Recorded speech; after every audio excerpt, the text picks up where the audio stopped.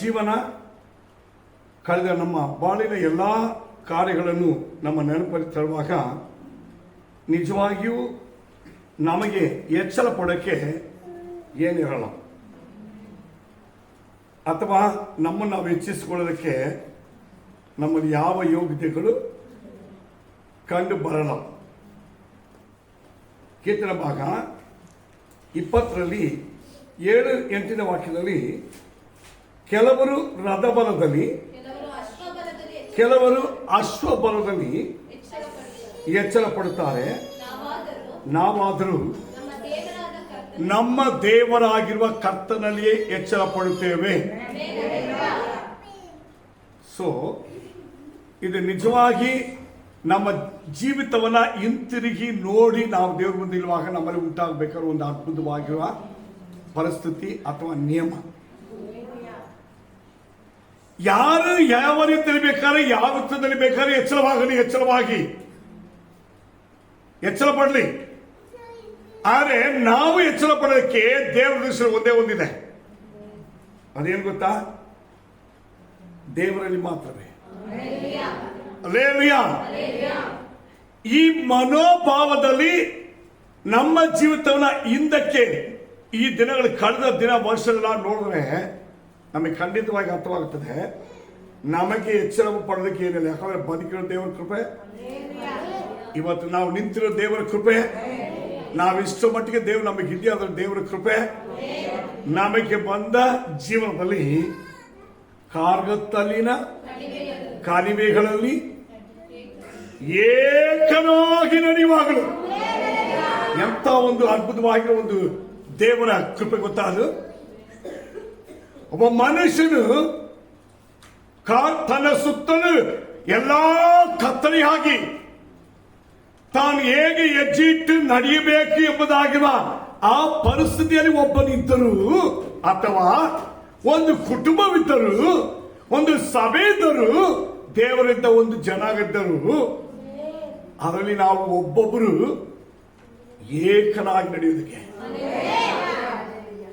ಒಬ್ಬೊಬ್ಬರು ನನಗೆ ನನ್ನ ದೇವರಿದ್ದಾರೆ, ನನ್ನ ದೇವರ ಬಲ ನನಗೆ ಸಾಕು, ನನ್ನ ದೇವರು ನನಗೆ ಕೊಟ್ಟ ಕೃಪೆ ಸಾಕು, ಆ ದಯ ಹತ್ತು ನನ್ನ ಮೆಟ್ಟ ಪ್ರೀತಿ ಸಾಕು ಎಂಬುದಾಗಿ ನಿಂತವರಿಗೆ ಇದು ಅರ್ಥವಾಗುವ ಸತ್ಯ. ಏಕನಾಗಿ ನಡೆಯುವಾಗಲೂ ಧೈರ್ಯವಾಗಿ ನಡೆಯುವುದು. ನಮ್ಮನ್ನ ದೇವರು ಈ ಭೂಮಿಯಲ್ಲಿ ಇಟ್ಟಿರೋದು ಹಿಂಗ ನಡೆಗೆ. ಅಲ್ಲೇಲೂಯಾ. ಹೆಂಗ ನಡೆಗೆ? ಗುಂಪು ಸೇರ್ಕೊಂಡೆ ಧೈರ್ಯವಾಗಿ ನಡೆಯಕ್ಕಲ್ಲ.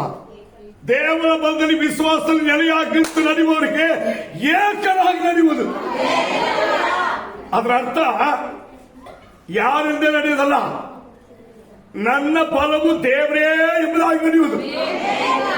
ಅದು ನನ್ನ ಕುಟುಂಬಕ್ಕೆ ದೇವರ ಫಲ ಅಂತ ಹೇಳುವುದು, ನಾನಿರುವ ನನ್ನ ಸಭೆಗೆ ದೇವರ ಫಲ ಅಂತ ಹೇಳುವುದು, ನಾನು ಈ ಪ್ರಪಂಚದಲ್ಲಿ ಬದುಕುವ ನನ್ನ ಬದುಕಕ್ಕೆ ದೇವರ ಫಲ ಅಂತ ಹೇಳುವುದು. ಅದರ ಪೂರ್ಣ ಅರ್ಥ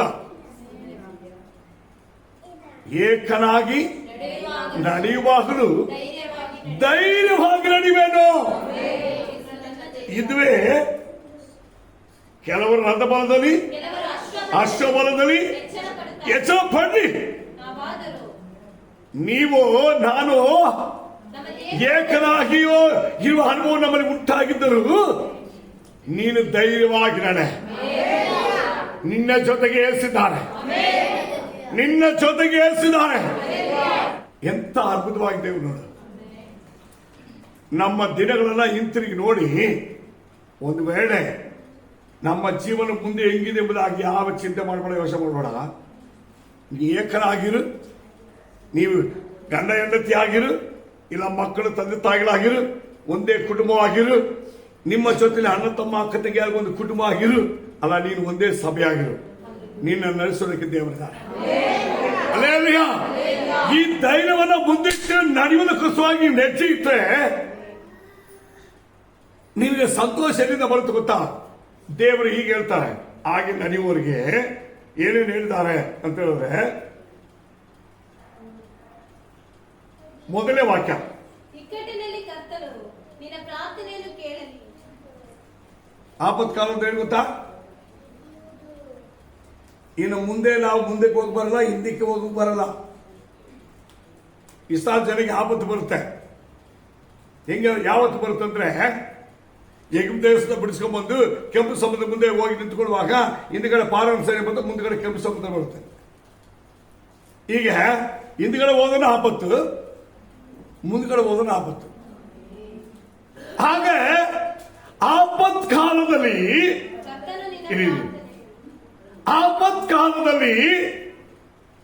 ಮೋಶೆ ದೇವರಿಗೆ ಬರುತ್ತಾನೆ. ಇಸ್ರಾಯೇಲ್ ಜನರು ಮೋಶೆ ಮೇಲೆ ವಿರುದ್ಧವಾಗಿ ನಿಲ್ತಾರೆ. ಅರ್ಥ ಮಾಡ್ಕೋಬೇಕು. ತಮ್ಮ ಹೃದಯಗಳಲ್ಲಿ ದೇವರ ಮೇಲೆ ಗುರುಗುಡ್ತಾರೆ. ಮುಂದಕ್ಕೆ ಹೋದ್ರೆ ಸಮುದ್ರ ನಮ್ಮನ್ನು ನುಗ್ಗಿಬಿಟ್ರೆ ಅಂತ ಬಿಡಿಸೋರು ಯಾರಲ್ಲ, ನಮ್ಮ ಬಗ್ಗೆ ನಿಂತ್ಕೊಂಡು ಹಳುವೋರು ಯಾರಲ್ಲ, ಹೋಗಿ ಯಾರು ಕೇಳೋರಿಲ್ಲ. ಹಿಂದಕ್ಕೆ ನಾವು ಹೋದ್ರೆ 400 ವರ್ಷ ಪಟ್ಟಿರೋ ಕಷ್ಟ ಒಂದೇ ಎರಡಲ್ಲ, 400 ವರ್ಷ ಪಟ್ಟಿರೋ ಕಷ್ಟ ಈಗ ತಿರುಗಿ ಹೋದ್ರೆ ಅವನು ಹೆಂಗ್ ಕೊಡ್ಬೋದು ಹೇಳ್ರೋಣ? ಅದು ಇನ್ನು ಡಬಲ್ ಆಗುತ್ತೆ. ಇದು ಆಪತ್ತು. ಬೈಬಲ್ ಹೇಳ್ತದೆ, ಆಪತ್ ಕಾಲದಲ್ಲಿ ಕರ್ತನು ನಿನ್ನ ಪ್ರಾರ್ಥನೆ ಕೇಳ್ತಾರೆ. ನೀವು ಗುರುತಿಸ್ಕೋ. ಇಂಥ ಅನುಭವ ಬಂದ್ರೆ ನೆಂಟರತ್ರ ಹೋಗ್ಬೇಡ, ಸ್ನೇಹಿತರಿಗೆ ಹೇಳ್ಬೇಡ, ಬಂಧು ಮಿತ್ರತ್ವವಾಗಿ ಹೇಳಿಕೊಳ್ಳಿ, ಸಹಾಯ ಕೊಡಬೇಡ, ಯಾರು ಕೇಳ್ಬೇಡ, ದೇವ್ರ ಹತ್ರ ಕೇಳಿ. Praise the lord. ಅಲ್ಲಿ ಹೇಳ್ತಾರೆ, ಅಲ್ಲಿ ಮೊದಲನೇ ವಾಕ್ಯದ ಮೊದಲನೇ ಪದ ಏನಾಯ್ತು ಗೊತ್ತೇ? ಆಪತ್ ಕಾಲದಲ್ಲಿ ಕರ್ತನು ನಿನ್ನ ಪ್ರಾರ್ಥನೆಗಳಿದ್ದಾರೆ. ಕರ್ತನು ಯಾರು ಗೊತ್ತಾ? ನಿನಗಾಗಿ ಪ್ರಾಣ ಕೊಟ್ಟು ನಿನ್ನ ಪಾಪ ಶಾಪವನ್ನು ಒತ್ತಿಕೊಂಡು ನಿನ್ನನ್ನು ಮಗನು ಮಗಳೆಂಬ ಅಧಿಕಾರ ಕೊಟ್ಟು ನಿಮ್ಮನ್ನ ತನ್ನ ದೇಹವೆಂಬ ಸಭೆಯಲ್ಲಿ ತಂದು ಇಟ್ಟು ತನ್ನ ರಕ್ತವನ್ನು ನಿಮಗೆ ಕ್ರಯವಾಗಿ ಕೊಟ್ಟ ದೇವರು ಸತ್ತು ಜೀವಿತರಾಗಿದ್ದ ಮೇಲೆ ಅವರಿಗೆ ಸಿಕ್ಕಿದ ಹೆಸರೇ ಕರ್ತನು.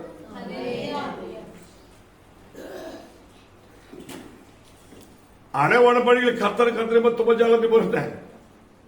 ಹೊಸ ಒಡಂಬಡಿಕೆಯಲ್ಲಿ ಕರ್ತನಂದ್ರೆ ಯಾರು? ಒಬ್ಬ ಕೇಳ್ತಾನೆ, ನಡೆಯೋದಲ್ಲಿ ಹೇಳ್ತಾನೆ, ನನ್ನನ್ನು ಇದನ್ನು ಇಟ್ಕೊಂಡು ಯಾವ ತಪ್ಪೋಸಕ್ಕೆ ಯಾವನು ಇಲ್ಲ ಅಂತವನು ಒಂದು ಪ್ರಶ್ನೆ ಹೇಳ್ತಾನೆ. ಏನ್ ಗೊತ್ತಾ? ಅವ್ನಿಗೆ ಏನ್ ಗೊತ್ತಾಗಿಲ್ಲ, ಕರ್ತನ ಗೊತ್ತಾಗಿಲ್ಲ. ಇವತ್ತು ತುಂಬಾ ಜನರಿಗೆ ನನಗೆ ಬೈಬಲ್ ಗೊತ್ತು, ನಾನು ವಿಶ್ವಾಸಿ, ನಾವೆಲ್ಲ ಇಷ್ಟ ನೋಡಿದೆ ಅಂತ ಹೇಳೋರಿಗೆ ಏನ್ ಗೊತ್ತಿಲ್ಲ, ಸರಿಯಾಗಿ ಕರ್ತನ ಗೊತ್ತಿಲ್ಲ. ಕರ್ತನ ಯಾರು?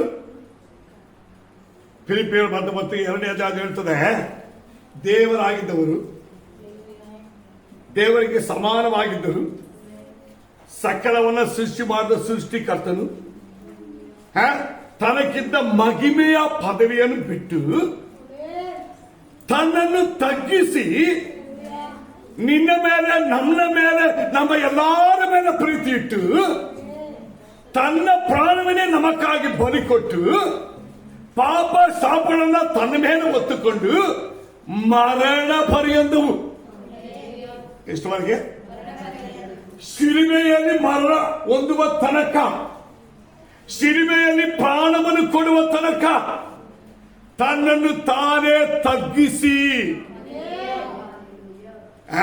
ಆ ಮರಣ ಅಂದ್ರೆ ಏನೆಂಬುದಾಗಿ ಅದರ ಕೊಂಡಿಯಲ್ಲಿದೆ, ವಿಷ ಎಲ್ಲಿದೆ, ಅದು ಮುರಿದಾಕ್ತದೆ ಎಂಬುದಾಗಿ ಪಾದಾಳಕ್ಕೆ ಇಳಿದು ಸೈತಾನ ತಲೆಯನ್ನ ಜಜ್ಜಿ ಅವನ ಕೊಂಡಿಯನ್ನ ಮುರಿದು ಅವನನ್ನ ಕಾಲ್ಕೆಳಗೆ ಹಾಕಿ ಪಾದಾಳ ಮತ್ತು ಮೃತ ಇವನ ಬೀಗದ ಕೈ ತನ್ನ ಕಣ್ಣು ತೆಗೆದುಕೊಂಡು 3 ದಿನ ಆದ್ಮೇಲೆ ಜೀವಿತರಾಗಿ ಎದ್ದು ಬಂದ ಆತನಿಗೆ ಹೆಸರು ಕರ್ತನು.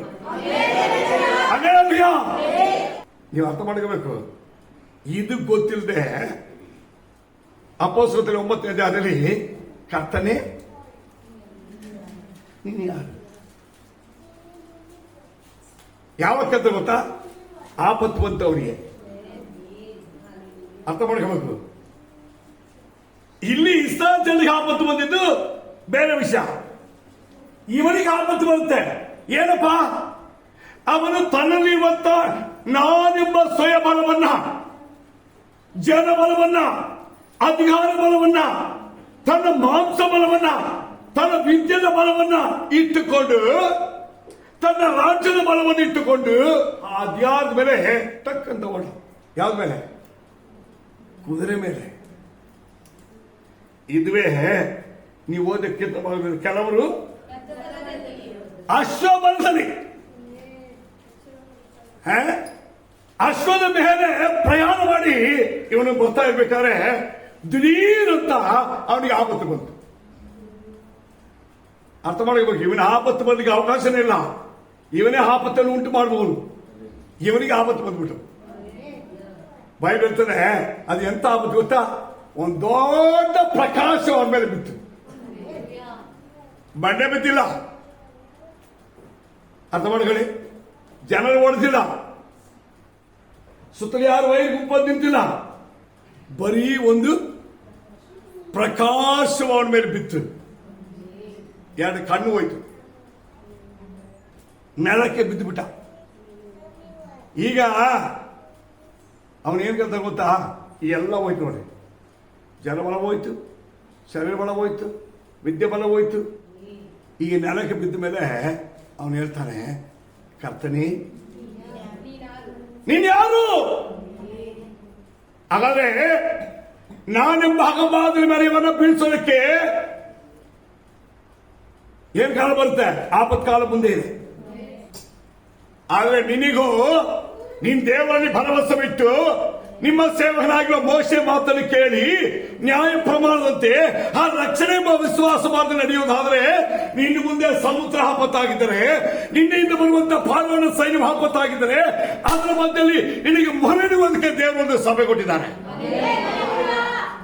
ನೀನು ಮೊರೆ ಇಡುವುದಕ್ಕೆ ನಿನ್ನ ಜೊತೆ ಮೊರೆ ಇಟ್ಟು ಕೇಳಬೇಕು ಒಬ್ಬ ಸೇವಕರು ಕೊಟ್ಟಿದ್ದಾರೆ. ನೀವು ನಿಮ್ಮ ಸೇವಕರು ಮೊರೆ ಇಟ್ಟರೆ ಆಪತ್ತಲ್ಲಿ ಮೋಶೆ ಮೊರೆ ಇಟ್ಟ, ಇಷ್ಟ ಜನರು ಮೊರೆ ಇಟ್ಟರು. ದೇವರು ಹೇಳಿದ್ರು, ನಿನ್ನ ಕೈಲ ಸಣ್ಣ ಕೋಲ್ ಸಾಕಂತ. ಅಲ್ಲೇಲಿಯಾ ಬೈಬಲ್ತಾರೆ, ಮೋಶೆ ಕೈಲಿರೋ ಸಣ್ಣ ಕೋಲ್. ಅರ್ಥ ಮಾಡ್ಕೋಬಹುದು. ದೇವರ ಕೈ, ಸೇವರ ಕೈ ಒಂದು ದೇವರ ವಾಕ್ಯವೇ. ಅದು ಸಣ್ಣದು, ಅದನ್ನ ನಮ್ಮನ್ನ ಏನ್ ಮಾಡುತ್ತೆ? ನಿನ್ನ ಆಪತ್ತು ಕಾಲದಲ್ಲಿ ಸಮುದ್ರವನ್ನು ಎರಡು ಮಾಡುತ್ತೆ. ಭೂಮಿಯಲ್ಲಿ ಮನುಷ್ಯನಿಗೆ ಕುಡಿಯೋದಕ್ಕೆ, ಅವರು ಕುಡಿಯಬೇಕಾದ ನೀರನ್ನ ಬಂಡೆಯಿಂದ ಬರುವಂತ ಮಾಡುತ್ತೆ. ನಡೀತಾ ಇಲ್ವಮ್ಮ? ಎಲ್ಲ ಬರೀ ಕೋಲೆ. ಇದರ ಅರ್ಥ, ದೇವರು ತನ್ನ ಸೇವರ ಕೈಲಿ ಕೊಟ್ಟಿರುವ ದೇವರ ವಾಕ್ಯವೇ ಏನು ಅದ್ಭುತ ಕಾರ್ಯಬೇಕಾದ್ರೆ ನಿನ್ನ ಜೀವಮಾನದಲ್ಲಿ ಆಗುತ್ತೆ. ಹಲ್ಲೆಲೂಯಾ. ನಾನು ಏನು ಆಳವಾಗಿ ಒಂದು ಅಂಶ ಇದೆ, ಇದೆಲ್ಲ ಏನಿದೆ ನಮ್ಮ ಕೈಯಲ್ಲಿ ನಮಗೆ ಕೊಡಲ್ಪಟ್ಟಿರುವ ಸತ್ಯವೇದ, ದೇವರ ವಾಕ್ಯ ಎಂಬ ನ್ಯಾಯ ಪ್ರಮಾಣ ಎಂಬ ಸತ್ಯವೇದ. ಹಾಗಾದ್ರೆ ನಾವು ಯಾವ್ದ್ರಲ್ಲಿ ಎಚ್ಚರ ಪಡಬೇಕು? ಕರ್ತನು ಅಂದ್ರೆ ಆದಿಯಲ್ಲಿ ವಾಕ್ಯವಿತ್ತು, ಆ ವಾಕ್ಯವು ದೇವರ ಬಳಿಯಲ್ಲಿತ್ತು, ಆ ವಾಕ್ಯವೇ ದೇವರಾಗಿತ್ತು. ಹಾಗಾದ್ರೆ ನಾವು ಕರ್ತನ ಬಲ ಎಂಬುದು ದೇವರ ವಾಕ್ಯದ ಬಲ, ಸತ್ಯವೇದದ ನ್ಯಾಯ ಪ್ರಮಾಣವನ್ನ ಅನುಸರಿಸಿ ನಡೆಯುವಂತ ಬಲವಾಗಿ ನಾವು ಮಾಡಿಕೊಳ್ಳಬೇಕು. ಆ ಬಲದಲ್ಲಿ ಬೈಬಲ್ ಹೇಳ್ತದೆ, ಆಪತ್ತು ಕಾಲದಲ್ಲಿ ನಮಗೆ ಬಲ ಕೊಡುವುದು ಯಾವುದು? ದೇವರ ವಾಕ್ಯ ಎಂಬ ಬಲ. ಆದ್ರೆ ಈ ಬಲ ಒಂದು ವ್ಯಕ್ತಿ ಹೆಂಗ್ ಬರುತ್ತೆ ಅಂತ ಹೇಳಿದ್ರೆ, ನಾವು ಸತ್ಯವೇದದಲ್ಲಿ ಇದನ್ನು ಕುರಿತು ಅನೇಕ ಸತ್ಯಾಂಶಗಳು ಗುರುತಿಸಲ್ಪಟ್ಟಿದೆ. ಕೀರ್ತನೆ 20ನೇ ಕೀರ್ತನೆ ಆ ವಾಕ್ಯ ಓದ್ಬಿಟ್ಟು ಆ ಭಾಗಕ್ಕೆ ಬರೋಣ. ಓದಿ. ಮೊದಲನೇ ವಾಕ್ಯ, ಆಪತ್ಕಾಲದಲ್ಲಿ ಕರ್ತನು ನಿನ್ನ ಪ್ರಾರ್ಥನೆ ಕೇಳ್ತಾರೆ. ಅಲ್ಲೇ ಯಾರ ನಾಮ?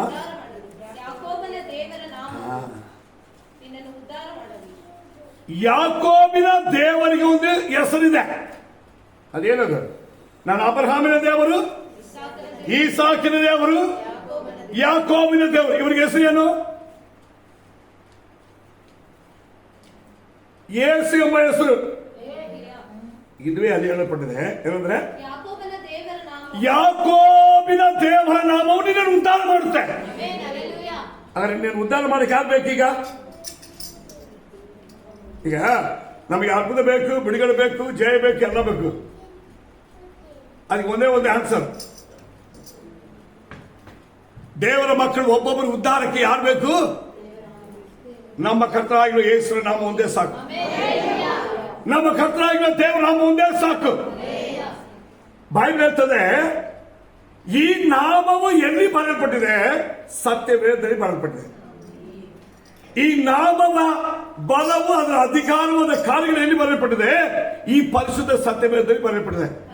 ಆಗ ನಾವು ಯಾವ್ದನ್ನ ಹೆಚ್ಚಾಗಿ ಪ್ರೀತಿ ಮಾಡ್ಬೇಕು? ಈಗ ಸ್ಟಾರ್ಟ್ ಮಾಡೋಣ. ಕಳೆದ ವರ್ಷ ಯಾರನ್ನು ಪ್ರೀತಿ ಮಾಡಲಿಪ್ಪ ನಾವು? ಈಗ ಪ್ರಶ್ನೆ ಸ್ಟಾರ್ಟ್. ಹೋದ ವರ್ಷ ಯಾರನ್ನು ಪ್ರೀತಿ ಮಾಡ್ತೀವಿ? ಹೆಂಡತಿಯನ್ನು, ಗಂಡನನ್ನು, ಮಕ್ಕಳನ್ನು, ಮೊಮ್ಮಕ್ಕಳನ್ನು, ಅಣ್ಣನನ್ನು, ತಮ್ಮನನ್ನು, ಸ್ನೇಹಿತರನ್ನು, ಯಾರ ಮೇಲೆ ನಾವು ಹೆಚ್ಚಾಗಿ ಪ್ರೀತಿ ಇಟ್ಕೊಂಡಿದ್ದೀವಿ? ಈಗ ದೇವ್ರ ವಾಕ್ಯ ಹೇಳ್ತೀವಿ ಗೊತ್ತಾ? ನೀವು ಈ ಮೋಶೆ ನ್ಯಾಯ ಪ್ರಮಾಣವಾಗಿರುವ ಸತ್ಯವೇದದ ಮೇಲೆ, ಆ ಕರ್ತನೆಂಬ ಹೆಸರಿನ ಮೇಲೆ, ಯೇಸುವಿನ ಮೇಲೆ ನೀವು ಬಹು ಪ್ರೀತಿ ನೀಡಬೇಕೆಂಬುದಾಗಿರುವುದು ಪ್ರಮಾಣಕ್ಕೆ ಬರಬೇಕು, ತೀರ್ಮಾನಕ್ಕೆ ಬರಬೇಕು. ಬಂದರೆ ಈಗ ನಾವು ಕೇಳಿದೀವಲ್ಲ, ಇದೆಲ್ಲ ನಡೀತದೆ. ಏನೇನು ನಡೀತದೆ ಓದೀಗ. ಆಪತ್ ಕಾಲದಲ್ಲಿ ಕರ್ತನಿನ ಪ್ರೇಯರ್ ಕೇಳ್ತಾರೆ. 100% ಗ್ಯಾರಂಟಿ. ನಿನ್ನ ಒಂದು ಪ್ರೇಯರ್ ಕೂಡ ಬರುವುದಿಲ್ಲ, ಫೈಲ್ ಆಗಲ್ಲ. ಸೆಕೆಂಡ್, ಯಾಕೋಬನ ದೇವರು ನಿಮ್ಮನ್ನು ಖಂಡಿತವಾಗಿ ಉದ್ಧಾರ ಮಾಡುತ್ತೆ. ದೇವರಾಗಿರುವ ಕರ್ತನು ನಿಮ್ಮನ್ನ ಉದ್ಧಾರ ಮಾಡಲಿಕ್ಕೆ ತೀರ್ಮಾನ ಮಾಡಿಬಿಟ್ಟಿದ್ದಾರೆ. ಒಪ್ಪಿಕೊಳ್ಳುವ ನೆಲೆಯಲ್ಲಿ ಹೇಳಿ ಹೌದು, ದೇವರನ್ನು ಉದ್ಧಾರ ಮಾಡಲೇಬೇಕು ಎಂದು ತೀರ್ಮಾನ ತೆಗೆದುಕೊಳ್ಳುವರು ಮೊದಲಾಗಿ ಏನೇನು ಮಾಡಬೇಕೆಂಬುದನ್ನ ಕೆಲವು ವಿಷಯಗಳು ನಿಮಗೆ ನೆನಪುತ್ತಂತೆ. ಮೊದಲಾಗಿ ಓದೋಣ. ಓಸಿಯ ಪುಸ್ತಕ 4ನೇ ಅಧ್ಯಾಯ 7ನೇ ವಾಕ್ಯ. ಅದರ ಮುಂಚೆ ಒಂದು ವಾಕ್ಯ ಓದ್ಬೇಡ. ಓಸಿಯ ಪುಸ್ತಕ 13ನೇ ಅಧ್ಯಾಯ 9ನೇ ವಾಕ್ಯ. ಇಸ್ರಾಯೇಲೇ, ನೀನು ನಿನಗೆ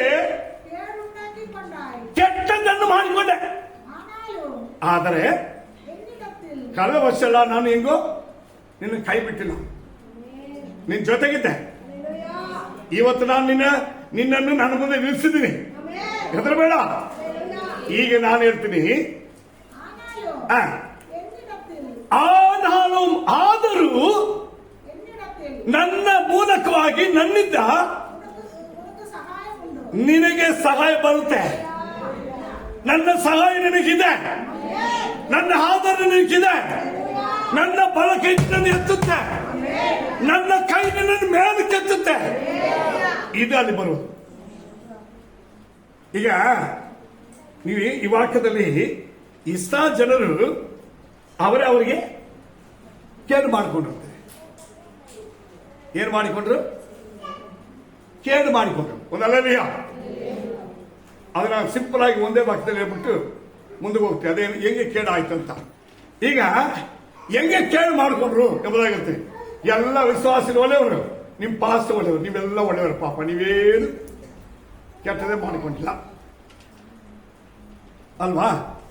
ನೀವು ಮಾಡಿಲ್ಲ, ನಾನು ಮಾಡಿಲ್ಲ. ಸರಿ, ಇಲ್ಲಿ ನೀವು ಕೆಟ್ಟದ್ದು ಮಾಡಿಕೊಂಡು ದೇವರು ಹೇಳ್ತಾರಲ್ಲ, ಅದು ಹೆಂಗೆ? ಇದಕ್ಕೆ ಬೈಬಲ್ ಒಂದು ಯೋಜನೆ ಇದೆ. ಮೊದಲನೇ ವಾಕ್ಯ,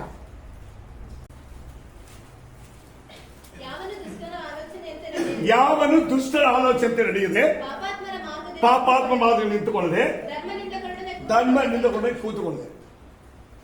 ಬೈಬಲಲ್ಲಿ ವಿಶ್ವಾಸಿಗಳಾಗಿ ದೇವರ ಮಕ್ಕಳಾಗಿ ದೇವರ ಸಭೆಗೆ ಬರೋದೇನು ಗೊತ್ತಾ? ಈ ಲೋಕದಲ್ಲಿ ಇದುವರೆಗಿರೋ ಪಾಪವನ್ನು ಬಿಟ್ಬಿಟ್ಟು ದೇವರು ತನ್ನ ಸ್ವಂತ ತೊಳೆದು ಶುದ್ಧ ಮಾಡಿ ಸಭೆ ಎಂಬ ಪರಿಶುದ್ಧ ಸ್ಥಳಕ್ಕೆ ನಮ್ಮನ್ನು ಮಂದಿ ಇಟ್ಟಿದ್ದಾರೆ. ಇಲ್ಲಿ ನಮ್ಮನ್ನು ಪರಿಶುದ್ಧರಾಗಿ ನಡೆಯುವುದಕ್ಕೆ ಇರುವುದಕ್ಕೆ ನಮ್ಮನ್ನು ಏನ್ ಮಾಡ್ತಿದ್ದಾರೆ? ತಂದಿಟ್ಟಿದ್ದಾರೆ. ತಂದಿಟ್ಟು ಏನ್ ಮಾಡ್ತಾರೆ ಅಂದ್ರೆ, ಎಫೆಸ ಪತ್ರ 4ನೇ ಅಧ್ಯಾಯ 12ನೇ ವಾಕ್ಯ.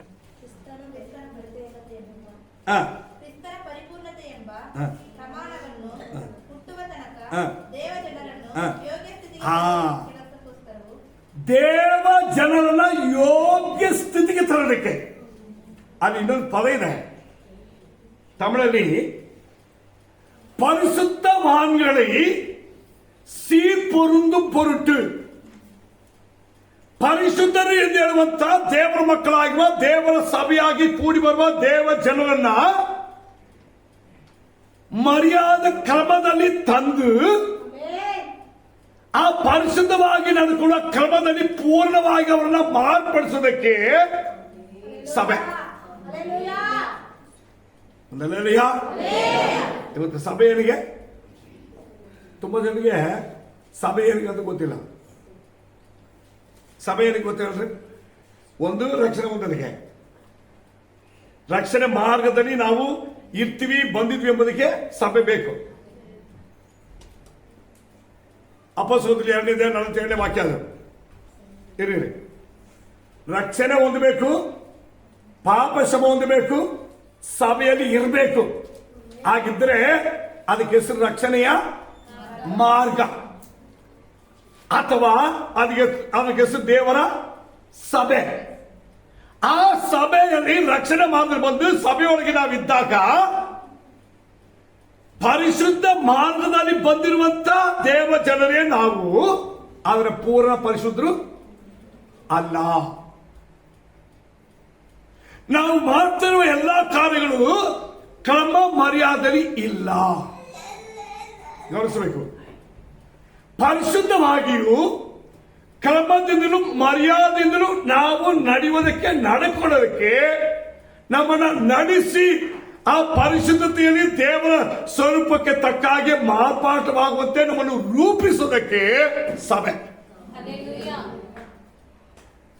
ಹಲ್ಲೆಲೂಯಾ.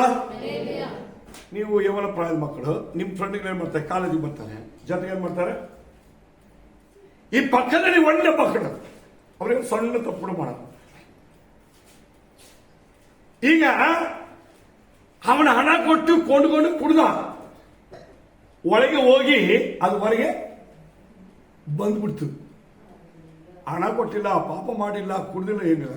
ಈಗ ಇವನು ಒಳಗೆ ಹೋಗಿ ಸೇರ್ಕಂತ ಇವ್ರಿಗೆ ಅರ್ಥ, ಅವ್ರಿಗೆ ಅರ್ಥ. ಇದಕ್ಕೆ ಬೈಬಲಲ್ಲಿ ಇಬ್ರಾಹಿಂ ಬರೆದ ಪತ್ರಿಕೆ 12ನೇ ಅಧ್ಯಾಯದಲ್ಲಿ 1ನೇ ವಾಕ್ಯ ಹೇಳ್ತದೆ, ನಮಗೆ ಅಭ್ಯಂತರ ಮಾಡುವ, ಅಭ್ಯಂತರ ಮಾಡುತ್ತಾ ನಮ್ಮ ಇದು ಅಲ್ಲಿ ಹೋಗಿ ನಿಂತಿದ್ದು ನಮಗೆ ಅಭ್ಯಂತರ ಆಯ್ತು. ಏನ್ ನಡೀತು? ಅಭ್ಯಂತರ ಮಾಡುವ ಎಲ್ಲ ಭಾರ, ಎಲ್ಲ ಹತ್ತಿಕೊಳ್ಳುವ ಪಾಪ. ಅಭ್ಯಂತರ ಎಂಬುದು ನಮ್ಮನ್ನ ಪ್ರಾರ್ಥನೆಗೆ, ವಿಶ್ವಾಸಕ್ಕೆ, ಆರಾಧನೆಗೆ, ಬೈಬಲ್ ಓದೋದಕ್ಕೆ, ದೇವರ ಮಕ್ಕಳ ನಡೆಯಕ್ಕೆ, ದೇವರ ಸಭೆಯಲ್ಲಿ ಕಾಣಿಕೆ ಕೊಡೋದಕ್ಕೆ, ದೇವರ ಸೇವೆ ಮಾಡೋದಕ್ಕೆ, ದೇವರ ಸಭೆ ನಮ್ದು, ಇದು ನಂದು ಅಂತ ಹೇಳ್ಕೊಳಕ್ಕೆ ಅಭ್ಯಂತರ. ಇದೆಲ್ಲ ಎಲ್ಲರ ಹತ್ರ ಇರುತ್ತೆ. ಅಭ್ಯಂತರ ಮಾಡುವ ಎಲ್ಲರ ಸುತ್ತಲೂ ಅಭ್ಯಂತರ ಮಾಡುತ್ತಿದೆ. ಕೆಲವರಿಗೆ ಕೆಲಸ ಅಭ್ಯಂತರ ಮಾಡುತ್ತೆ, ಆರಾಧನೆ ಇಲ್ಲ. ಕೆಲವರಿಗೆ ಸಮಯ, ದಿನಗಳು ಅಭ್ಯಂತರ ಮಾಡುತ್ತೆ, ಅವ್ರು ಸಭೆನ ಹೋಗಿ ಕುತ್ಕೊಳ್ಳೋಕೆ ಪ್ರೇಯರ್ ಮಾಡೋಕ್ಕಾಗಲ್ಲ. ಕೆಲವರಿಗೆ ಶರೀರ ಅಭ್ಯಂತರ ಮಾಡುತ್ತೆ, ನೆಂಟರ ಅಭ್ಯಂತರ ಮಾಡ್ತಾರೆ, ಮನೆಯಲ್ಲಿರುವ ಕೆಲಸ ಅಭ್ಯಂತರ ಮಾಡುತ್ತೆ, ಉಪವಾಸದ ದೇವಸ್ಥಾನ ಹೋಗಿ ಕುತ್ಕೊಂಡು ಪ್ರೇಯರ್ ಮಾಡೋಕ್ಕಾಗಲ್ಲ. ಹೌದಾ ಇಲ್ವಾ? ಹೌದಾ ಇಲ್ವಮ್ಮ? ಇದೆಲ್ಲ ಏನಿರ್ತಂದ್ರೆ ಹತ್ತಿಕೊಳ್ಳುವ. ಈಗ ನೋಡಿ ಗೊತ್ತಿದ್ದು ತಿಳ್ಕೊಂಡಿದ್ದು ಪಕ್ಕದಲ್ಲಿ ಇದ್ದ ಅವನು ಕೂಡ ಅವನು ಬಿಟ್ಟು ಹೋಗಿ ತಗೊಂಡಿದ್ದು. ಅರ್ಥ ಆಗುತ್ತಾ? ಸತ್ಯವಾದ ಹೇಳ್ತದೆ, ಗಮನಿಸೋಣ. ಓಸಿಯ ಪುಸ್ತಕದಲ್ಲಿ 13ನೇ ಅಧ್ಯಾಯ 9ನೇ ವಾಕ್ಯ. ಅವರೇ ಅವರಿಗೆ ಕೇಳಿ ಉಂಟು ಮಾಡಿಕೊಂಡ್ರು. ಹೇಗೆ? 4ನೇ ಅಧ್ಯಾಯ 7ನೇ ವಾಕ್ಯದಲ್ಲಿ ಅವರು ಹೆಚ್ಚಿದಾಗೆಲ್ಲ ನೋಡಿ, ಹಣ ಹೆಚ್ಚಾಗಿ ಬಂತು, ಜನ ಜೊತೆಗೆ ಹೆಚ್ಚಾಗಿ ಬಂದ್ರು, ವಿದ್ಯಾಭ್ಯಾಸ ಹೆಚ್ಚಾಗಾಯ್ತು. ಇದನ್ನು ಯಾವ್ದಾದ್ರು ದೇವ್ರಿಗೆ ಉಪಯೋಗ ಮಾಡಿದೀವ? ಓದಿ. ಅವರು ಹೆಚ್ಚಿದಾಗ ಅಂದ್ರೆ ಹಣ ಹೆಚ್ಚಾಯ್ತು, ವರ್ಷಗಳು ಹೆಚ್ಚಾಯ್ತು, ಆಶೀರ್ವಾದ ಹೆಚ್ಚಾಯ್ತು, ಐಶ್ವರ್ಯ ಸಂಬಂಧಗಳು ಹೆಚ್ಚಾಯ್ತು. ಆದರೆ ಓದಿ, ನನಗೆ ಹೆಚ್ಚಾಗಿ ಪಾಪ ಮಾಡು. ಇದರ ಅರ್ಥ ಸೇವಕರ ಮಾತನ್ನು ಕೇಳಲಿಲ್ಲ, ಸಭೆಯ ಉಪದೇಶಂತ ನಡೆದಿಲ್ಲ, ಸಭೆಗೆ ದೇವರ ಸೇವೆಗೆ ಉಪಯೋಗ ಆಗಿಲ್ಲ. ಇಸ್ರಾಯೇಲ್ ಜನರಿಗೆ ಅವರು ರಕ್ಷಣೆ ಹೊಂದಿದ್ರು, ವಾಗ್ದಾನ ದೇಶವನ್ನು ಕೊಟ್ಟರು, ಆಶೀರ್ವಾದ ಹೊಂದಿದ್ರು. ಹಾಗೆ ವಿಶ್ವಾಸಕ್ಕೆ ಬಂದಾಗ ರಕ್ಷಣೆ ಹೊಂದಿದ್ರು, ಎಲ್ಲ ಆಶೀರ್ವಾದ ಕೊಟ್ಟರು, ಪಾಪ ಶಮ ಕೊಟ್ಟರು, ಎಲ್ಲ ಆಸ್ತಿ ಕೊಟ್ಟರು, ಮಕ್ಕಳು ಕೊಟ್ಟರು. ಅವರ ಜೀವಿತಗಳು ಸ್ವಲ್ಪ ತಿರುಗಿ ನೋಡಿ. ನಮಗೆ ಹೆಚ್ಚೆಚ್ಚಾಗಿ ಆರೋಗ್ಯ ಕೊಟ್ಟಾಗ, ಆಯುಷ್ಕಾಲ ಕೊಟ್ಟಾಗ, ಐಶ್ವರ್ಯ ಕೊಟ್ಟಾಗ, ದೇವರಿಗೆ ಸಂಪತ್ತು ಕೊಟ್ಟಾಗ ನಾವು ದೇವರಿಗೆ ಏನ್ ಮಾಡ್ತೀವಿ? ದಾವೀದ ರಾಜನ ಕೇಳ್ರಿ, ಅಪ್ಪ ನಿನಗೆ ಹೆಚ್ಚೆಚ್ಚಾಗಿ ದೇವರು ನಿನ್ನ ಆಶೀರ್ವಾದ ಮಾಡೋಕೆ ಏನ್ ಮಾಡ್ದಂದ್ರೆ, ನಾನು ದೊಡ್ಡ ದೊಡ್ಡ ಅರಮನೆ ಕಟ್ಟಿದೆ, ಆಸ್ತಿ ಬಂತು, ಆಮೇಲೆ ಏನ್ ಮಾಡಿದ್ರು ಗೊತ್ತಾ? ಎಲ್ಲ ನನಗೆ ದೇವರು ಕೊಟ್ಟಿದ್ರು, ಯಾವ ಕೊರತೆ ಇಲ್ಲ, ಎಲ್ಲವೂ ದೇವರು ಕೊಟ್ಟರು. ಮಲ್ಕೊಂಡಾಗ ಅವನು ಯಾರ ಬಗ್ಗೆ ಯೋಚನೆ ಮಾಡ್ದ? ಫಸ್ಟ್ ದೇವರ ಬಗ್ಗೆ ಯೋಚನೆ ಮಾಡ್ದ. ದೇವರು ಅಂದ್ರೆ ದೇವರಿಗೆ ಸಂಬಂಧಪಟ್ಟ ಜಾಗ, ದೇವರಿಗೆ ಸಂಬಂಧಪಟ್ಟ ಕೆಲಸ, ದೇವರಿಗೆ ಸಂಬಂಧಪಟ್ಟ ಕಾರ್ಯ. ಇವನನ್ನ ಕುರಿ ಕಾಯ್ತಾರನ್ನ ರಾಜವಾಗಿ ಮಾಡ್ಬಿಟ್ರು. ಐಶ್ವರ್ಯ ಬಂತು, ಅಧಿಕಾರ ಬಂತು, ಅವನಿಗೆ ಎಲ್ಲ ಬಂದ್ಬಿಟ್ಟಾಗ ಅವನ ದೇವರನ್ನು ಮಾತ್ರ ಮರ್ತಿಲ್ಲ. Price the lord. ಅವನ ದೇವರ ಆಲಯವನ್ನ ಮರೆತಿಲ್ಲ. ಅರೆ ನಾನು ಇಲ್ಲಿದ್ದು ನನಗೆ ಮುಂದೆ ದೊಡ್ಡ ಅರಣ್ಮನೆ ಕಾಣುತ್ತಲ್ಲ, ಓಹೋ ನಾನು ಇಷ್ಟು ದೊಡ್ಡವನಾಗ್ಬಿಟ್ಟೆ. ಈ ದೊಡ್ಡವನಾದಾಗ ನಾನು ಹೆಂಗೆ ಆದ ಬದಲು ಮರಿಬಾರ್ದಲ್ಲ. ನನ್ನ ದೇವರಿಂದ ನನ್ನ ದೇವ ಸೇವಕರು ನನಗೋಸ್ಕರವಾಗಿ ಪ್ರಯರ್ ಮಾಡಿ, ನನ್ನನ್ನು ಅಭಿಷೇಕ ಮಾಡಿ, ನನ್ನನ್ನು ಈ ಕಾರ್ಯಕ್ಕೆ ತಂದಿದ್ದಾರೆ ಎಂಬುದಾಗಿ ನಮಗೆ ದೇವರ ಆಜ್ಞೆಯನ್ನು ತಿಳಿಸಿ, ನಾನು ನಡೆಯುವಾಗ ಹೋಗುವಾಗ ಆಪತ್ಕಾಲದಲ್ಲಿ ದೇವರು ನನ್ನ ಪ್ರಾರ್ಥನೆ ಕೇಳಿ, ದೇವರು ತನ್ನ ಸೇವನ ಹೇಳಿದ ಎಲ್ಲ ಆಲೋಚನೆ ಕೇಳಿ, ನನ್ನ ಮುಖಾಂತರ ಮಾಡಿದ ಎಲ್ಲ ಅದ್ಭುತಗಳಿಗೆ ಸಾಕ್ಷಿ ಆಗಿರುವ ಆ ದೇವ ಸೇವಕ ನಿಲ್ಲುವ ಜಾಗವಾಗಿರುವ ದೇವರ ಆಲಯ, ದೇವರ ಒಡಂಬಡಿಕೆಬೇಕಾಗಿರುವ ದೇವರ ಆಲಯ, ಮೋಶೆ ನ್ಯಾಯ ಪ್ರಮಾಣ ಬೇಕಾಗಿ ದೇವರ ಆಲಯ ನಾಶ ಮಾಡಿಕೊಂಡು ಇವನು ಅಂದ್ರಂತೆ, ನಾನಿನ್ನು ಸುಮ್ಮನೆ ರಾತ್ರಿ ಮಲ್ಲಿ ನಿದ್ದೆ ಮಾಡಲ್ಲ, ನನ್ನ ದೇವರಿಗೆ ಏನ್ ಮಾಡ್ಬೇಕು, ನಾನೇ ಕಟ್ಟಬೇಕು. ಒಂದು ವಿಶ್ವಾಸಿ ದೇವರ ಮಕ್ಕಳೆಂದು ಹೇಳುವವರು ದೇವರನ್ನು ಪ್ರೀತಿಸಬೇಕು. ದೇವರಿಗೆ ನಾವು ಏನಾದ್ರು ಮಾಡ್ಬೇಕಂದ್ರೆ ಫಸ್ಟ್ ಕೆಲಸ ಏನ್ ಮಾಡಕ್ ಮಗ? ಸಭೆ ಕಟ್ಟಬೇಕು. ಅದು ಕೆಡಿಸುವವನು, ತಡೆಮಾವನು, ಕೆಡುವನ ಪ್ರತಿಯೊಬ್ಬನೇ ಯಾರಮ್ಮ? ಸೈತಾನ ವಂಶ, ಸೈತಾನ ಪ್ರಜೆ, ಸೈತಾನ ಗುಂಪಾಗಿದ್ದು ಸೈತಾನ ಜೊತೆಗಿದ್ದ ನರಕಕ್ಕೆ ಹೋಗೋದು. ನಮ್ಮ ಜೀವನದಲ್ಲಿ ಸಭೆ ಕಟ್ತಾ ಇದೀವ? ಇಲ್ಲಿ ಸತ್ಯ ಹೇಳ್ತದೆ, ನನ್ನ ಜನರು ಅವರು ಹೆಚ್ಚೆಚ್ಚಾಗಿ ಬೆಳೆದಾಗ, ಅವರು ಹೆಚ್ಚೆಚ್ಚಾಗಿ ನನಗೇನಾದ್ರು ಮಾಡಿ ನನ್ನ ನಾಮದ ಮೇಲೆ ಕಾಯಿ ಮಾಡ್ತಾರೆ ಅಂತ ನೋಡ್ತಾ ಇದ್ದೆ. ಅದು ಅವರೇ ಮಾಡಿದ್ರು. ಇವತ್ತು ಪ್ರಬಂಧ ಇದ್ದೇ ತರ ಇರೋದ? ಏನಾದ್ರು ಡಿಫರೆಂಟ್ ಇದೆಯಾ? ಡಿಫರೆಂಟ್ ಇದೆಯಾ? ಆದರೆ ನೀವು ಯಾವ್ದು ಇಟ್ಕೊಂಡು ಹೆಸರು ಪಡ್ತೀರಿ? ನೀವು ನಿಮಗಾಗಿ ಪ್ರೇಯರ್ ಮಾಡಿ, ನಿಮ್ಮ ಸಭೆಗಾಗಿ ಪ್ರೇಯರ್ ಮಾಡಿ, ನಿಮ್ಮ ಸಭೆ ಕಟ್ಟಲ್ಪಡೋದಾಗಿ ಪ್ರೇಯರ್ ಮಾಡಿ, ನಿಮ್ಮ ಜನರು ಬಲವಾಗಿ ನಿಂತು ಬೆಳೆಯೋದಕ್ಕೋಸ್ಕರ ನೀವು ಪ್ರೇಯರ್ ಮಾಡ್ತಿರೋ? ಯಾವ ತರ ಪ್ರೇಯರ್ ಮಾಡಿದ್ರ? ಕರ್ತನು ಆಪತ್ಕಾಲದಲ್ಲಿ ನಿನ್ನ ಪ್ರೇಯರ್ ಕೇಳ್ತಾರೆ. ದಾವೀದ ಹೇಳ್ತಾನೆ, ನಾನು ಕಾರ್ಮತ್ತಲ್ಲಿನ ಕಣಿವೆಗಳಲ್ಲಿ ನಡೆಯುವಾಗಲೂ ನಾನು ಕೇಳಿ ಕೆದ, ನನಗೆ ಯಾವ ಕೇಳಿ ಕೆಟ್ಟದಾಗ್ತದೆ ನಾನು ಕೇರ್ ಮಾಡಲ್ಲ. ಯಾಕೆ ಗೊತ್ತಾ? ನೀನು ನನ್ನ ಜೊತೆಗಿರ್ತಿ. ಸಗನ್ ಹೇಳ್ತಾನೆ, ನಿನ್ನ ಕೋಲು, ನಿನ್ನ ದೊನ್ನೆ ಸೇವಕನ ಹತ್ರ ಇದೆ, ಕುರುಬನ ಕೈನಲ್ಲಿದೆ. ಕುರುಬನ ಕೈಲಿ ಇದೆ, ಕೋಲಿದೆ, ದೊಣ್ಣೆ. ಈಗ ಅವನು ಪಾಪ ಮಾಡಿ ತಪ್ಪು ಮಾಡೋದಲ್ಲ ಕರೆಕ್ಟ್ ಮಾಡೋದು, ಕರೆಕ್ಟ್ ಹೇಳ್ಕೊಡೋದು ಯಾರಮ್ಮ? ಸೇವಕರು. ದೊಣ್ಣೆ ಯಾರು ನೋಡಿಕೆ? ಯಾರು ಹೊಡಿಕಳ್ರಿ? ತೋಳಗಳನ್ನು ಹೊಡಿಲಿಕ್ಕೆ. ಆಗ ಕುರಿಗಳು ತೋಳಗಳು ಬಂದ್ರೆ ಏನ್ ಮಾಡ್ಬೇಕು? ಕುರುಬನ ಹತ್ರ ಹೋಗಿ ನಿಂತ್ಕೋಬೇಕು. ಈ ಕುರಿಗಳು ಯಾರ ಜೊತೆಗೆ ಸೇರುತ್ತಾ? ಯಾರ ಜೊತೆಗೆ ಸೇರ್ತಮ್ಮ? ತೋಳಗಳ ಜೊತೆಗೆ ಸೇರುತ್ತೆ. ಸಭೆ ಕಲಿಸೋರು, ಸಭೆ ಹಾಳು ಮಾಡೋರು, ವಿಶ್ವಾಸ ಹಾಳು ಮಾಡುವವರು, ದೇವರ ಮೇಲೆ ನಂಬಿಕೆ ಕಲಿಸೋರು ಇಂತಹ ತೋಳಗಳ ಜೊತೆಗೆ ಸೇರ್ತಾ ಇದೆ. ಅದಕ್ಕೆ ಯೇಸು ಒಂದೇ ಮಾತು ಹೇಳ್ಬಿಟ್ರು, ಅಪೊಸ್ತಲರನ್ನು ಕಳಿಸಬೇಕಾದ್ರೆ 12 ಜನರು ಹಾರಿಸಿಕೊಂಡು ನಿಮ್ಮನ್ನು ಎಲ್ಲಿ ಕಳಿಸ್ತಾ ಇದ್ದೀನಿ? ತೋಳಗಳ ಮಧ್ಯೆ ಕಲಿಸ್ತಾ ಇದ್ದೀನಿ. ಅರ್ಥ ಆಗ್ತಾ ನಿಮಗೆ?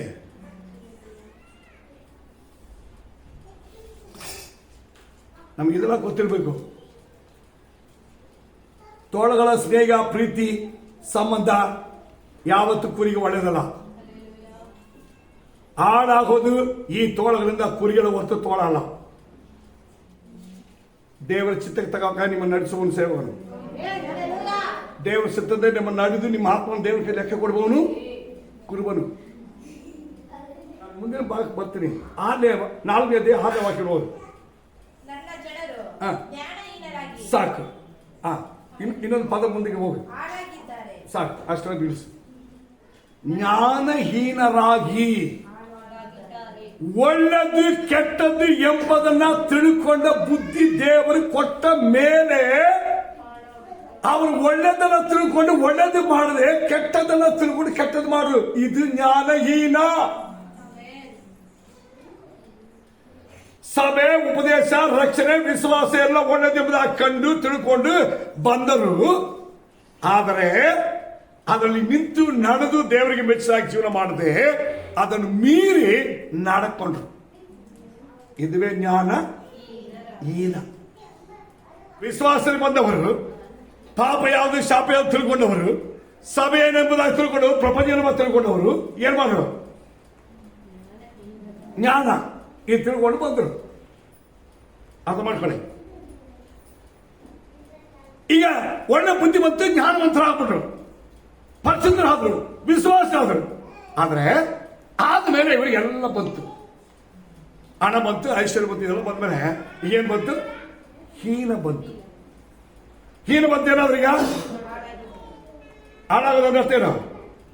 ವಿಶ್ವಾಸ ಬಿಡುವುದು, ಸಭೆ ಬಿಡುವುದು, ಪ್ರಾರ್ಥನೆ ಇಲ್ಲದೆ ಇರೋದು, ಉಪವಾಸ ಇಲ್ಲದೆ ಇರೋದು, ಆರಾಧನೆ ಸರಿಯಾಗಿಲ್ಲದೆ ಇರೋದು, ದೇವರ ಕಾಕೊಡೋದು, ಇದೆಲ್ಲ ಏನು ಗೊತ್ತಾ?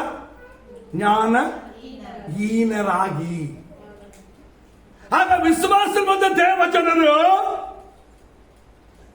ಐಶ್ವರ್ಯ ಸಂಬಂಧ ಸ್ಥಾನಮಾನಗಳನ್ನ, ವಿದ್ಯೆ, ಜ್ಞಾನ, ಆರೋಗ್ಯ ಎಲ್ಲವನ್ನ ಪಡ್ಕೊಂಡ ಮೇಲೆ ಜ್ಞಾನಹೀನರಾಗಬಾರ್ದು, ಜ್ಞಾನಿಗಳಾಗಬೇಕು, ಜ್ಞಾನವಂತರಾಗಬೇಕು. ಈ ಜ್ಞಾನ ಅಂದ್ರೆ ಏನು ಗೊತ್ತಾ? ಜ್ಞಾನ ತಿಳು 1ನೇ ಅಧ್ಯಾಯ 7ನೇ ವಾಕ್ಯ.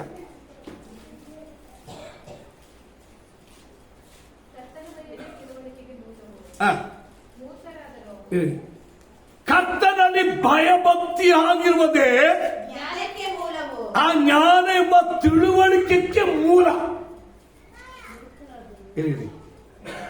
ಜ್ಞಾನ ಅಂದ್ರೆ ಏನು? ದೇವರಲ್ಲಿ ಭಯಭಕ್ತಿ ಉಳ್ಳವರಾಗಿ ನಡೆಯುವಂತ ಒಳ್ಳೆ ಗುಣವಂತರಾಗುವುದೇ ಜ್ಞಾನ. ಆ ಜ್ಞಾನವೇ ದೇವರಿಗೆ ಭಯಪಡುವ ಭಯ. ಆಗ ಜ್ಞಾನ ಏನಂದ್ರೇನು? ದೇವರಿಗೆ ಭಯಭಕ್ತಿಯಾಗಿ ನಡೆಯದೆ ಹೋಗ್ಬಿಟ್ರು. ಇನ್ನು ಸ್ವಲ್ಪ ಬಿಡಿಸಿ ಅಂದ್ರೆ, ದೇವರಿಗೆ ಭಯಭಕ್ತಿಯಾಗಿ ನಡೆದು ಹೋಗ್ಬಿಟ್ರು. ನೆಂಟರಿಗೆ ಭಯಪಟ್ರು, ಸ್ನೇಹಿತರಿಗೆ ಭಯಪಟ್ರು, ವಿಶ್ವಾಸಗಳಿಗೆ ಭಯಪಟ್ರು, ವಿಶ್ವಾಸ ತಪ್ಪಿ ಮಾರ್ಗ ಬಿಟ್ಟು ಹೋದವರಿಗೆ ಭಯಪಟ್ರು, ಪ್ರಪಂಚಕ್ಕೆ ಭಯಪಟ್ರು, ಅವರು ಮಾಡುವ ಕಷ್ಟಗಳಿಗೆ ಭಯಪಟ್ರು, ಅವರಿಗಿರುವ ವಿರೋಧಿಗಳಿಗೆ ಭಯಪಟ್ರು. ಯಾರಿಗೆ ಭಯ ಇಲ್ಲ? ದೇವರ ಭಯವನ್ನು ಬಿಟ್ಬಿಟ್ರು. ಆಗ ದೇವರ ಭಯ ಇಲ್ಲದೆ ಹೋದ್ರೆ ಅದಕ್ಕೆ ಹೆಸರೇನು? ಜ್ಞಾನ ಹೀನ. ಇದಕ್ಕೆ ಯೋಗನಾನ್ ಬರೆದ ಸುವಾರ್ತೆಯಲ್ಲಿ 3:16 ವಾಕ್ಯ ಹೇಳ್ತದೆ, ದೇವರು ಲೋಕದ ಮೇಲೆ ಎಷ್ಟೋ ಆತನ ಮೇಲೆ ವಿಶ್ವಾಸವಿಟ್ಟ ಏಕ ಮಗನು ಕುಮಾರನಾಗಿರುವ ಯೇಸುವಿನ ಮೇಲೆ ವಿಶ್ವಾಸವಿಟ್ಟ ಪ್ರತಿಯೊಬ್ಬನು ನಾಶವಾಗದೆ ನಿತ್ಯ ಜೀವ ನಾಶವಾಗದೆ. ನೀವು ಯಾವ ತರ ಕೂತ್ಕೊಂಡಿದ್ದ ಯೋಚನೆ ಮಾಡಿದಿರಾ? ಆತನ ಏನು ಹೇಳಿದ್ದಾರೆ? ನಿತ್ಯ ಜೀವವನ್ನು ಪಡೆಯುವ ತನಕ.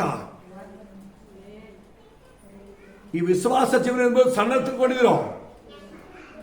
ಸಭೆಯಲ್ಲಿ ನೀವು ದೇವರ ಮಕ್ಕಳಾಗಿ ಸಣ್ಣ ವಿಷಯ ತಿಳ್ಕೊಂಡಿದ್ರು ಇಲ್ಲ. ನಿಮ್ಮನ್ನ ನಿತ್ಯ ಜೀವವರೆಗೆ ಕೊಂಡೊಯ್ಯೋದಕ್ಕೆ ನಿಮ್ಮನ್ನು ಯಾವ ನಾಶವು ಕೆಡುಕು ಆಗದಂತೆ ಕಾಪಾಡಕ್ಕೆ, ಇದಕ್ಕೆ ನಿಮಗೆ ದೇವರ ಭಯ ಬೇಕು. ದೇವರ ಭಯ ಯಾರು ಬೇಕು? ನೀನು ಹಾಳಾಗದಿರೋದಕ್ಕೆ ಬೇಕು, ನೀನು ಉದ್ಧಾರವಾಗೋದಕ್ಕೆ ಬೇಕು. ನೀನು ದೇವರಿಗೆ ಭಯಪಡುವ ಜೀವನ ಬೇಕು, ನಿನ್ನ ಕುಟುಂಬ ಜೀವನಿಗೆ ಭಯಪಡುವ ಭಯ ಬೇಕು. ಇದೆಯಾ? ಇದೆಯಮ್ಮ? ಸೌರ್ಯ ಇದೆಯಾ? ನೀನ್ ದೇವರಲ್ಲಿ ಜ್ಞಾನಿಯೋ ಜ್ಞಾನಹೀನನೋ? ಸೌರ್ಯ ನೀನು ದೇವರಿಗೆ ಜ್ಞಾನನೋ ಜ್ಞಾನವಂತಿಯೋ ಅಥವಾ ಜ್ಞಾನಹೀನನೋ? ಈ ಪರಿಶೋಧನೆ ಮಾಡಿ. ಬುದ್ಧಿಯುಳ್ಳ ಸ್ತ್ರೀ ಜ್ಞಾನವಂತಿಕೆ ತನ್ನ ಮನೆಯನ್ನ ಕಟ್ಟುತ್ತಾಳೆ.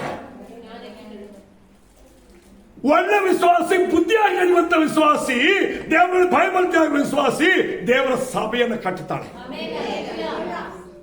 ಸಭೆ ಕ್ರಿಸ್ತನದು, ಅದು ಕ್ರಿಸ್ತನ ದೇಹ, ಅದು ಕ್ರಿಸ್ತನ ರಕ್ತ, ಅದು ಕ್ರಿಸ್ತನಿಗೆ ಮಾತ್ರ ಸತ್ವವಿರುವುದು. 8:12 ವಾಕ್ಯ ಓಸಿಯ ಪುಸ್ತಕ. ನಾನು ನನ್ನ ಧರ್ಮವನ್ನು ಲಕ್ಷಾಂತರ ವಿಧಿಗಳ ರೂಪವಾಗಿ ಅದಕ್ಕೆ ಬರೆಯಿಸಿಕೊಟ್ಟರು ಅವುಗಳು ತನಗೆ ಸಂಬಂಧಪಟ್ಟವುಗಳಲ್ಲವೆಂದು ಅದು ಭಾವಿಸುತ್ತದೆ. ನಾನು ನನ್ನ ಜನರಿಗೆ ನನ್ನ ವೇದವನ್ನು, ಅದರ ಮಹತ್ವಗಳನ್ನು, ಲಕ್ಷಾಂತರ ವಿಧಿಗಳನ್ನು ಯಾರಿಗೆ ಬರೆಸಿಕೊಂಡಿದ್ದೇನೆ? ನನ್ನ ಜನರಿಗೆ. ನಮ್ಮ ಭಾಷೆ ತಮಿಳಲ್ಲಿ ಬಂದಿದೆ, ಕನ್ನಡದಲ್ಲಿ ಬಂದಿದೆ, ಇಂಗ್ಲಿಷಲ್ಲಿ ಬಂದಿದೆ, ಮಲಯಾಳದಲ್ಲಿ ಬಂದಿದೆ, ತೆಲುಗಲ್ಲಿ ಬಂದಿದೆ. ಎಷ್ಟು ಸಂತೋಷ! ಸುಮ್ಮನೆ ಬರೆಸ್ಕೊಟ್ಟಿಲ್ಲಮ್ಮ. ಇದೇನು ಸುಮ್ಮನೆ ಅಲ್ಲಿಂದ ಯಾರು ಕೊನೆಗೆ ಬಂದಿಲ್ಲ. ಪರಲೋಕದ ದೇವರು ನಮ್ಮ ಭಾಷೆಯಲ್ಲಿ, ನಮ್ಮ ಊರಲ್ಲಿ ನಾವು ಓದಬೇಕು, ನಮಗೆ ತಿಳಿಯಬೇಕು, ನಮಗೆ ತಿಳಿಯಬಡಿಸ್ಬೇಕೆಂದೇಳಿ ನಾವು ಹುಟ್ಟೋದಕ್ಕಿಂತ ಮುಂಚೆನೆ, ನಾವು ಭೂಮಿಲಿ ಬರೋದಕ್ಕಿಂತ ಮುಂಚೆನೆ ನಮ್ಮ ಬಗ್ಗೆ ಪ್ರೀತಿ ಇಟ್ಟು ನಮ್ಮ ದೇವರ ಸಭೆಯಲ್ಲಿ ಬರ್ತೀವುದಾಗಿ ಅವ್ರಿಗೆ ಮನಸ್ಸಿತ್ತು ಬರುವಂತೆ ಮಾಡಿ ಬಂದ ನಮಗೆ ಓದೋದಕ್ಕೋಸ್ಕರವಾಗಿ ನಮ್ಮ ಕೈ ಬಂದಿದೆ. ಯಾವ್ದು ಕುತ್ಕೊಂಡು ಯೋಚನೆ ಮಾಡಿದಿರಾ? ಸತ್ವನೇ ಹೇಳ್ತದೆ, ನಾನು ನನ್ನ ವೇದವನ್ನ, ಅದರ ಮಹತ್ವಗಳನ್ನ ಅವರಿಗೆ ಬರೆಸಿಕೊಟ್ರು.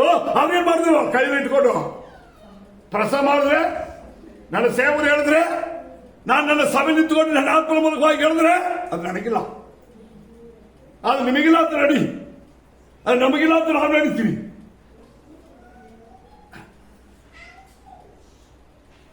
ಅವರು ಅದನ್ನು, ಅದು ನಮಗೆ ಸಂಬಂಧ.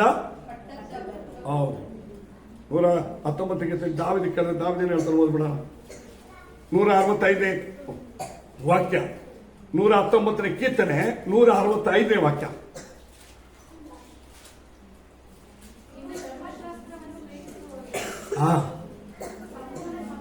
ಒಂದು ಅಲ್ಲ ಹೇಳ್ರಿ,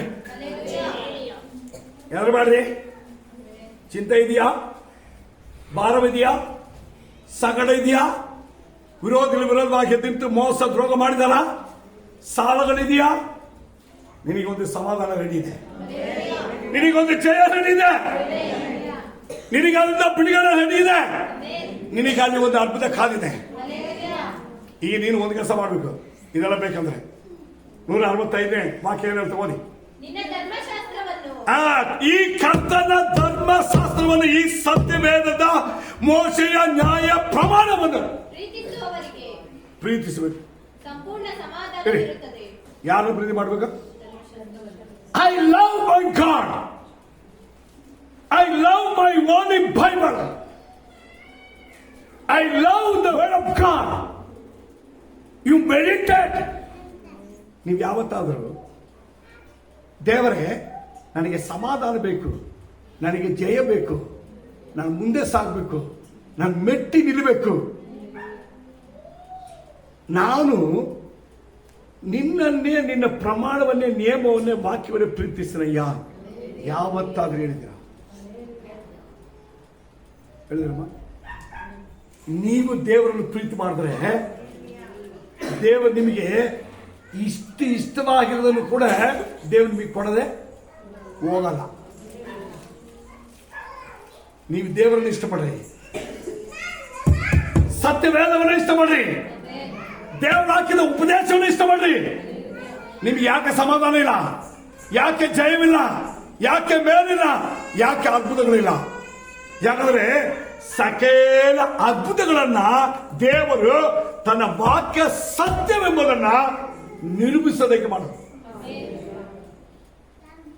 ಅಪೊಸ್ತಲರ ಜೊತೆಲಿ ದೊಡ್ಡ ದೊಡ್ಡ ಅದ್ಭುತ ನಡೀತಂತೆ. ಏನಕ್ಕಪ್ಪ ಅಂತ ಕೇಳಿದ್ರೆ, ದೇವರು ತನ್ನ ಸೇವಕರಾಗಿರೋ ಅಪೊಸ್ತಲರನ್ನು ಕಳಿಸಿ ಅವರು ಏನೇನು ತನ್ನ ವಾಕ್ಯವನ್ನು ಅವರ ಹತ್ರ ಹೇಳಿಕೊಟ್ಟು ಅವ್ರು ಹೇಳಿದ್ರು, ಆ ವಾಕ್ಯವನ್ನ ಸತ್ಯವು ಎಂಬುದನ್ನ ಪ್ರೂವ್ ಮಾಡೋದಕ್ಕೆ ಅದ್ಭುತ ಮಾಡಿದ್ರು. ನೀನ್ ನಡೆದ್ರೆ ನನ್ನ ಮಗಳಂತ ದೇವರು ಪ್ರೂವ್ ಮಾಡ್ತಾರೆ. ನೀವು ನನ್ನ ಪ್ರೀತಿ ಮಾಡಿದ್ರೆ ಇವರು ನನ್ನ ಮಕ್ಕಳ ಬಂದ ಹಾಗೆ ಪ್ರೂವ್ ಮಾಡ್ತಾರೆ.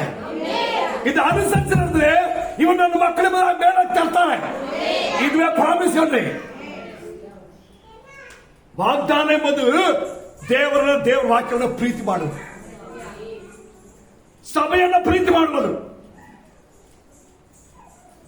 ಈಗ ನಾನು ನಿಮಗೆ ಒಂದು ಸತ್ಯಾಂಶವನ್ನು ಹೇಳ್ತೇನೆ. ಈ ದಾವೀದನು ಎಷ್ಟು ಇಕ್ಕಟ್ಟು ಬರಲಿಲ್ಲ, ಎಲ್ಲಿ ನೋಡು, ಯಾವ ಇಕ್ಕಟ್ಟು, ಯಾವ ಶೋಧನೆ ಏನ ಬರಲಿ, ಫಸ್ಟ್ ಅವನ ಸೇವಕರ ಹುಡುಕಿ ಕರೆಸಿ ಅವರ ಮೂಲಕವಾಗಿ ದೇವರು ನನ್ನ ಹತ್ರ ಏನು ಹೇಳ್ತಾರೆ ಅಂತ ಕೇಳ್ದ. ಈ ಪ್ರೀತಿ ವಿಶ್ವಾಸ ಇದೆಯಾ? ಇದೇ ಇವತ್ತು ನಮಗೆ ಪ್ರಶ್ನೆಗಳು ಶೋಧನೆ ಬಂದ್ರೆ ಕೂತ್ಕೊಂಡು ದೇವರ ಆಲೋಚನೆ ಏನು, ದೇವರ ಸೇವಕ ನಮ್ಮ ಹತ್ರ ಹೇಳಿ, ದೇವರು ನಮ್ಮ ಹತ್ರ ಮಾತಾಡಲಿ, ಯಾವ ತರ ಕೂತ್ಕೊಂಡು ಪ್ರೇಯರಲ್ಲಿದ್ದು ಉಪವಾಸದಲ್ಲಿದ್ದು ಕರ್ತ ಮೇಲೆ ಕೇಳಿದ್ರ? ದೇವ್ರ ಮಾತು ಕೇಳ್ರಿ. ಇದೆಲ್ಲ ಕುತ್ಕೊಂಡು ಯೋಚನೆ ಮಾಡಿ. ಅದಕ್ಕೆ ಬಂದಿರ್ತದೆ, ನನ್ನ ಜನರು ಜ್ಞಾನಹೀನರಾಗ್ಬಿಡ್ತಾ ಇದ್ದಾರೆ.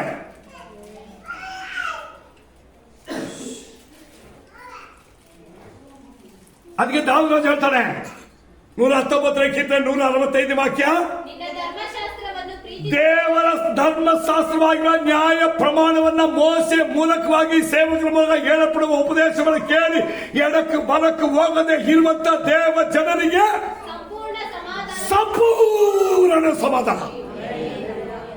ನಿಮ್ಮ ಒಬ್ಬೊಬ್ಬರಿಗೆ ಬರುವ ದಿನಗಳಲ್ಲಿ ಪೂರ್ಣ ಸಮಾಧಾನ ಕೊಡಕ್ಕೆ ದೇವರು ರೆಡಿ ಆಗಿದ್ದಾರೆ. ದೇವರು ಎಲ್ಲ ಕೊಡಕ್ಕೆ ಪೂರ್ಣವಾಗಿ ಕೊಡಕ್ಕೆ ರೆಡಿ ಇದ್ದಾರೆ. ನಮಗೆ ಪ್ರೀತಿ ದೇವರ ಮೇಲೆ, ದೇವರ ಸಭೆ ಮೇಲೆ, ದೇವರ ವಾಕ್ಯದ ಉಪದೇಶದ ಮೇಲೆ ನೀವು ಹೆಚ್ಚಾಗಿ ಪ್ರೀತಿ ಇಡ್ರಿ. ದೇವರು ನಿಮಗೆ ಕೊಡುವಂತ ಎರಡನೇ ಆಲೋಚನೆ ಇದೆ. ಕರ್ತರು ಹೇಳ್ತಾರೆ, ಅವರು ನನ್ನ ವೇದವನ್ನು ಸತ್ಯವೇದ ನನ್ನ ಸೇವಕರ ಮೂಲಕ ಹೇಳಪಡುವ ವಾಕ್ಯವನ್ನು ಏನ್ ಮಾಡ್ಬೇಕು? ಅವರು ಪ್ರೀತಿಸಬೇಕು. ಆವಾಗ ನಾನು ಅವರಿಗೆ ಸಂಪೂರ್ಣ ಸಮಾಧಾನ ಕೊಡ್ತೀನಿ. ಎಲ್ಲ ವಿಷಯ ಸಂಪೂರ್ಣ ಬಿಡುಗಡೆ ರೆಡಿ ಇದೆ. ಅದು ವ್ಯಾಧಿ ಆಗಲಿ, ಸಾಲವಾಗಲಿ, ಕಷ್ಟಗಳಾಗಲಿ, ವಿರೋಧವಾಗಲಿ, ಕಾರ್ಯಗಳಿಗೆ ಒಂದು ಬಿಡುಗಡೆ ದೇವರು ಇಟ್ಟಿದ್ದಾರೆ. ನಿಮ್ಮ ಜೀವನ ಅದಕ್ಕೆ ರೆಡಿ ಇದೆಯಾ? ನಿಮ್ಮ ವಿಶ್ವಾಸ ಕರೆಕ್ಟ್ ಇದೆಯಾ? ನಿಮ್ಮ ಪ್ರೀತಿ ದೇವರ ಮೇಲೆ, ದೇವರ ವಾಕ್ಯದ ಮೇಲೆ, ದೇವರ ಸಭೆ ಮೇಲೆ, ದೇವರ ಸೇವೆ ಇರುವ ದೇವರ ವಾಕ್ಯದ ಮೇಲೆ ಇದೆಯಾ?